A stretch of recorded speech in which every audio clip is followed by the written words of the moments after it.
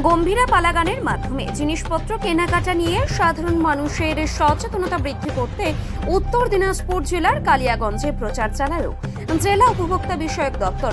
মঙ্গলবার দুপুরে কালিয়াগঞ্জ পৌর বাস স্ট্যান্ডে উপভোক্তা সচেতনতায় গম্ভীরা গানের মাধ্যমে এলাকায় ওই সচেতনতামূলক প্রচার কর্মসূচি হয়।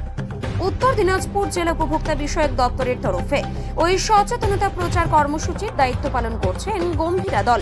উপভোক্তা দপ্তরের আধিকারিক অপূর্ব বৈরাগ্যী বলেন, যে কোনো পণ্য কেনাকাটার সময় কি করণীয়, মূলত সেই বিষয়গুলি তুলে ধরা হচ্ছে গম্ভীরা গানের মাধ্যমে এই প্রচারে।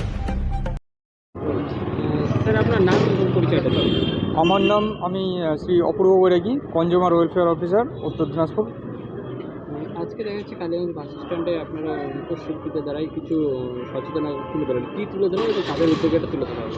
এটা আমাদের ক্রেতা সুরক্ষা দপ্তর যেটা আছে উত্তর দিনাজপুর রায়গঞ্জ, যে আমাদের আঞ্চলিক অফিস আছে তার মাধ্যমেই বা সেই দপ্তরের মাধ্যমে আমরা এখানে ট্যাবলোর প্রদর্শনী করছি। অ্যাকচুয়ালি গত 12 তারিখ থেকে 12ই নভেম্বর থেকে আমাদের প্রোগ্রামটা শুরু হয়েছে এবং আগামী 20 তারিখ পর্যন্ত শেষ হবে এবং এই ট্যাবলোটা ধারাবাহিকভাবে চলবে।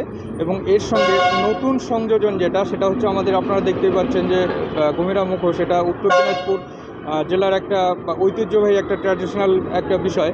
তো সেটার আমাদের নতুন সংযোজন বলতে পারেন। এর মাধ্যমে কি হচ্ছে, আমাদের যে মূল বার্তা সেটা আমরা ক্রেতাদের কাছে বা জনসাধারণের কাছে আমরা পৌঁছাতে পারছি নতুন সংযোজনের মাধ্যমে। এর কারণে আমরা দুটো দিক দেখতে পেরেছি। একটা, আমরা মাথায় রেখেছি যে ক্রেতারা যাতে বঞ্চিত না হন এবং সেই বার্তাগুলো যাতে সঠিকভাবে ক্রেতাদের কাছে পৌঁছায়, তার জন্য আমরা এদের মাধ্যমে তথ্যগুলো তুলে ধরার চেষ্টা করছি এবং ধারাবাহিকভাবে সারা সপ্তাহ ধরে এই ট্যাবলো চলবে, প্রদর্শনী চলবে। এর মাধ্যমে আপনারা দেখতে পারবেন। মোটামুটি আজকে মূলত দুটো ব্লক ধরা হয়েছে, একটা হচ্ছে ইটাহার এবং একটা কালিয়াগঞ্জ। তো